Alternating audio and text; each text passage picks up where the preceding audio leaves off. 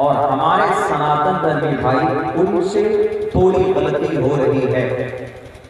वो एक ईश्वर का अकीदा तो है, मानते हैं, ब्रह्मा सूत्र भी है कि कम्मा ब्रह्मा द्वितीयो नास्ति स ईश एक विरदेक एवं एवनस्मयो वीक्षिभिर्या का मतलब है कि एक ही ईश्वर है, लेकिन इबादत एक ईश्वर की नहीं होती। NB मीडिया यूट्यूब चैनल को जरूर सब्सक्राइब करें। हमारे सनातन धर्मी भाई उनसे थोड़ी गलती हो रही है।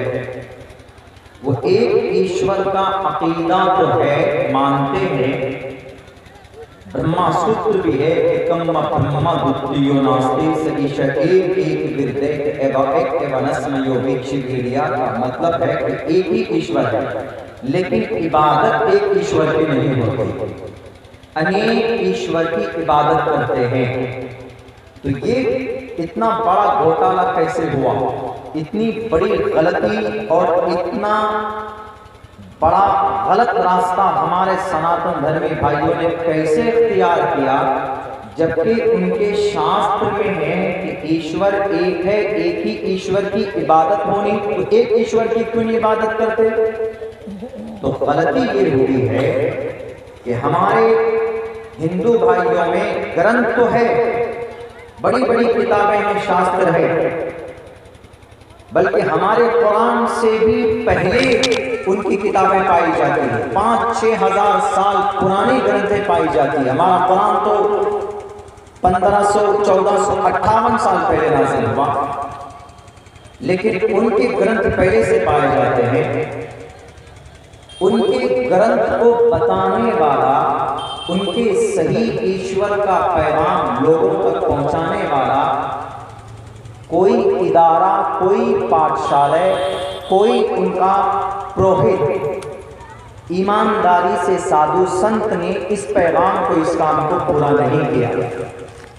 आप कहीं देखेंगे कि कहीं कोई हमारे हिंदू भाइयों में भी कोई मदरसा है जहां पर उनका शास्त्र पढ़ाया जाता, आप कहीं नहीं देखेंगे, कहीं पर भी नहीं। पूरे भारत या पूरे एशिया महाद्वीप, एशिया पर्वत सगीर में आप उठाकर नजर उठाकर देखेंगे, आपको एक भी पाठशाला ऐसा नहीं मिलेगा जहां हिंदू भाई अपने गुरुओं के जरिए से अपने बच्चों को वेद पढ़ाता हुआ दिखता हो, नहीं मिलेगा।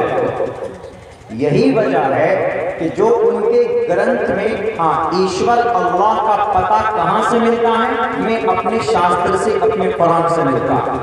अगर हम अपने शास्त्र को पढ़ेंगे, अपने कुरान को पढ़ेंगे, तो हमें एक अल्लाह के बारे में, अपने शरीयत के बारे में जानकारी मिलेगी।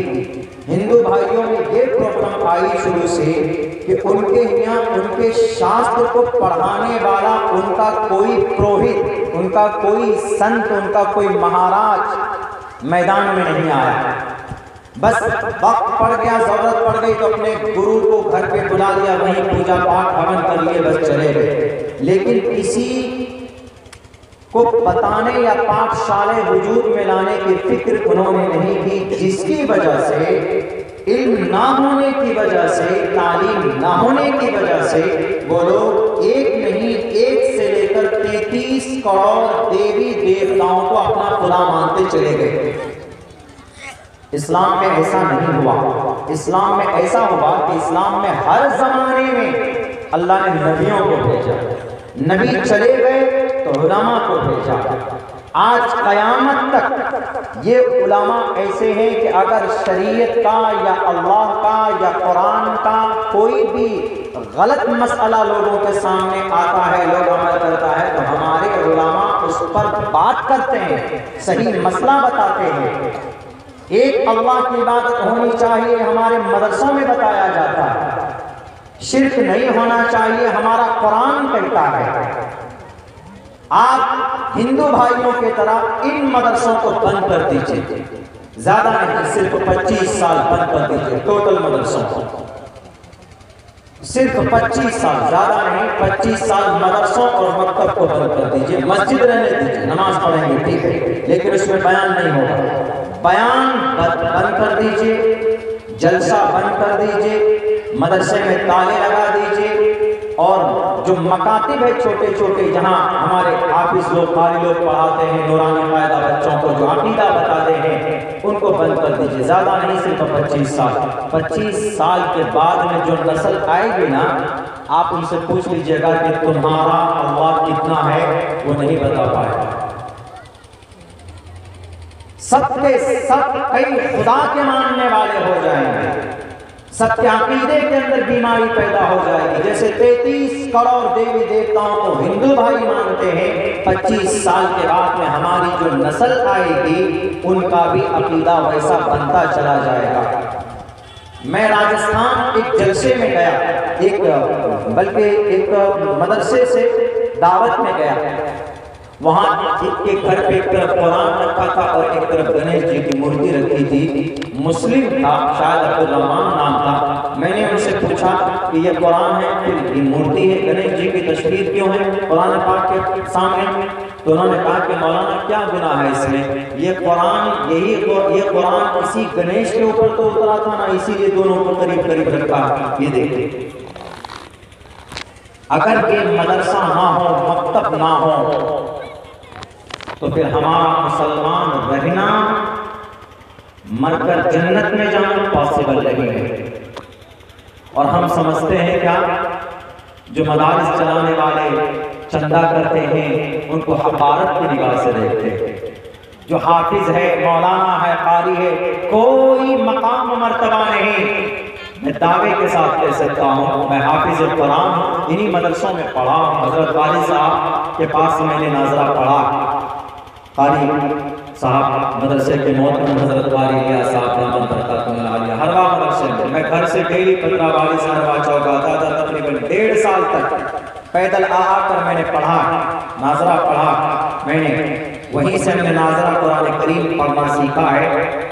हाफिज बना हूँ जाकर उत्तर प्रदेश में, 13-14 पारे तक मैंने हिफ्ज़ किया बैरगाछी में। उस वक्त वहाँ पे मौलाना नौशाद साहब जो अभी पीछे बैठे हैं, वहाँ के उस्ताद थे हमारे, ये भी उस्ताद हैं। बहुत सारे उस्ताद हमारे आज मौजूद हैं, आप अभी जिंदा हैं हयात से। मौलाना निज़ाम साहब पतराबाड़ी के, वो भी हमारे उस्ताद में से। मौलाना मंजूर साहब हाटगांव के, वो मेरे उस्ताद में से। कारी आफाक साहब हाटगाछी के, वो हमारे उस्तादों में से हैं।